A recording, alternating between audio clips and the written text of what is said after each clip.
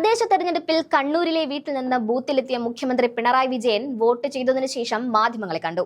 സാധാരണഗതിയിൽ മാധ്യമങ്ങൾക്ക് പുറത്തുവെച്ച് ബൈറ്റ് കൊടുക്കുന്ന ഏർപ്പാട് മുഖ്യമന്ത്രിക്കില്ല.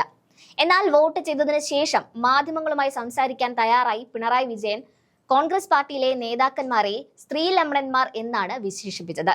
കേരളത്തിലെ പാർട്ടിയിൽ സ്ത്രീലമ്പടന്മാർ ഏറെയുണ്ടെന്നും യുവതി പരാതി നൽകാൻ മടിച്ചതിന് പിന്നിൽ ആക്രമണം ഭയന്നിട്ടാണെന്നും പിണറായി വിജയൻ പറഞ്ഞു. എം മുകേഷ് അടക്കമുള്ള പെണ്ണുപിടിയന്മാരുള്ള പാർട്ടിയുടെ നേതാവാണ് പിണറായി വിജയൻ എന്ന് നമുക്കറിയാം. എന്നിട്ട് കോൺഗ്രസ് പാർട്ടിയെ സ്ത്രീലമ്പടന്മാർ എന്ന് വിശേഷിപ്പിച്ച മുഖ്യമന്ത്രിയുടെ തൊലിക്കട്ടി സമ്മതിച്ചേ മതിയാകൂ. മുഖ്യമന്ത്രിയുടെ വാക്കുകൾ ഒന്ന് കേട്ടു. ഇവിടെ കാണേണ്ട ഒരു കാര്യം, ഈ പറയുന്ന കോൺഗ്രസിലെ പരസ്യമായി പറയാൻ പറ്റുന്നൊരു കാര്യമല്ല, എങ്കിലും നിങ്ങൾ ചോദിച്ചുകൊണ്ട് പറയാതിരിക്കാനും പറ്റുന്നില്ല.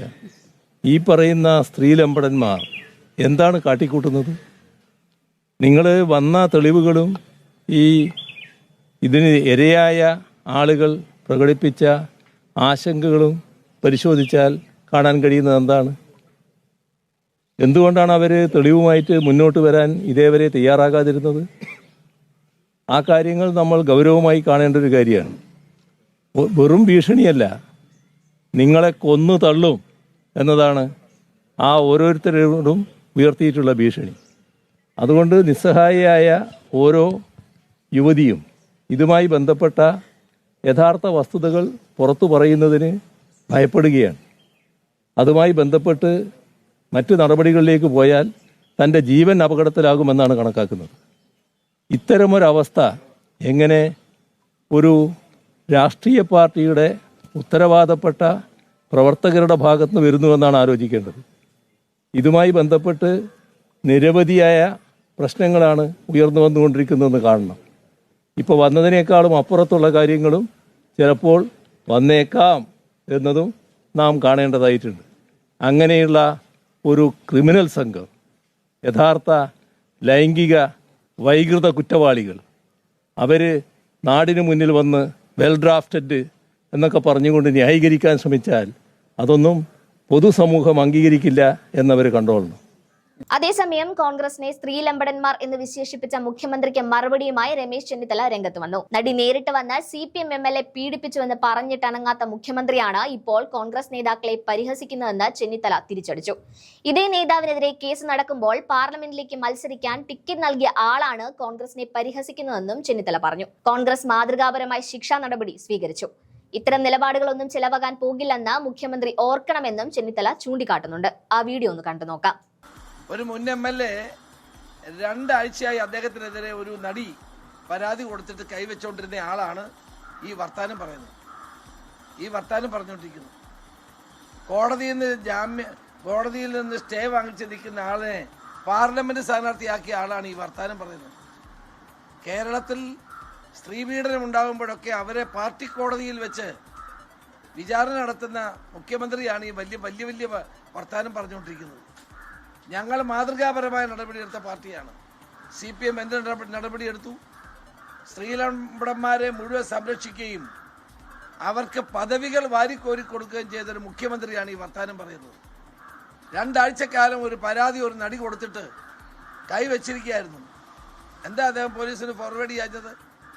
KPCC പ്രസിഡന്റ് ഒരു പരാതി കിട്ടിയപ്പോൾ അടുത്ത നിമിഷം അദ്ദേഹം ആ പരാതി DGPക്ക് കൊടുത്തു. അതാണ് ഞങ്ങളും മുഖ്യമന്ത്രി തമ്മിലുള്ള വ്യത്യാസം. അപ്പോൾ ഇത്തരം കാര്യങ്ങളൊന്നും കേരളത്തിലെ ജനങ്ങളുടെ മുമ്പിൽ ചെലവാകാൻ പോകുന്നില്ല.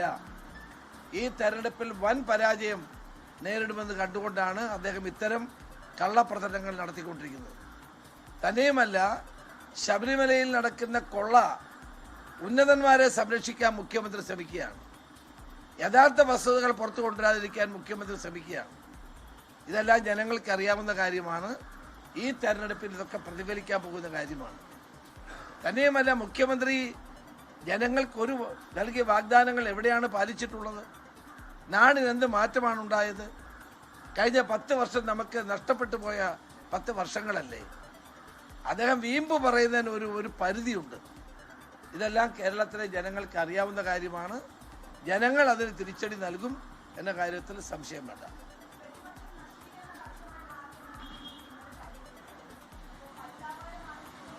പരിതാപകരമായ സ്ഥിതി കേരളത്തിന്റെ മുഖ്യമന്ത്രിയുടെ പ്രവർത്തനമാണ്. മുഖ്യമന്ത്രിക്ക് കേരളത്തിലെ ജനങ്ങളെ ശ്രദ്ധിക്കാൻ സമയമില്ലല്ലോ. അദ്ദേഹം ജനങ്ങളുടെ പണം മുടക്കി വിദേശങ്ങളിലൊക്കെ സഞ്ചരിക്കുകയല്ലേ. അദ്ദേഹം നടത്തിയ വിദേശയാത്രകൾ മാത്രം എടുത്തിയാൽ മതിയല്ലോ എന്ത് പ്രയോജനം കേരളത്തിലുണ്ടായെന്ന് ആലോചിക്കാൻ. അതുകൊണ്ട് യഥാർത്ഥ നശീകരണം നടത്തിക്കൊണ്ടിരിക്കുന്നത് കേരളത്തിൻ്റെ മുഖ്യമന്ത്രിയും LDFുമാണ്. ജനങ്ങൾക്ക് ഒരു പ്രയോജനം ചെയ്യാത്തൊരു ഗവൺമെൻറ്റാണിത്. അത് വ്യക്തമാകുന്നതിൻ്റെ പരിഭ്രാന്തിയാണ് മുഖ്യമന്ത്രിക്കുള്ളത്.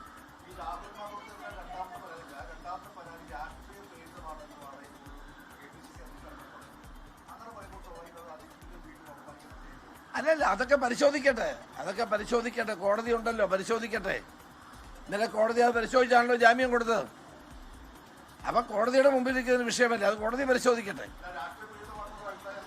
അല്ല, അതെല്ലാം കോടതി പരിശോധിക്കേണ്ട വിഷയം, കോടതിയിൽ ഇരിക്കുന്ന ഒരു വിഷയമായതുകൊണ്ട് ഞാനത് പറയുന്നില്ല.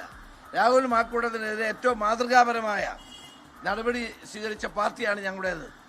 ഞാനതാ പറഞ്ഞേ, 2 ആഴ്ചക്കാലം ഒരു പരാതി കിട്ടിയിട്ട്, ഒരു മുൻ MLA, CPMന്റെ മുൻ MLAയുടെ പരാതി കിട്ടിയിട്ട് അത് മുഖ്യമന്ത്രി അടച്ച് പെട്ടി വെക്കുകയായിരുന്നല്ലോ. എന്താ നടപടി എടുക്കാഞ്ഞേ? ശ്രീപീഡനം നടത്തി എത്രയോ പേരെ മുഖ്യമന്ത്രി സംരക്ഷിക്കുന്നു. ആ ഇരട്ടത്താപ്പ് മുഖ്യമന്ത്രിയുടെ ശരിയല്ല. എല്ലാവർക്കും ഒരേപോലെ ആകണം നിയമം ഒരുപോലെ ആകണം. എൻപിള്ള നയം സ്വീകരിക്കുന്നത് ശരിയല്ല. അത് കേരളത്തെ ജനങ്ങൾക്ക് അറിയുന്ന കാര്യമാണ്.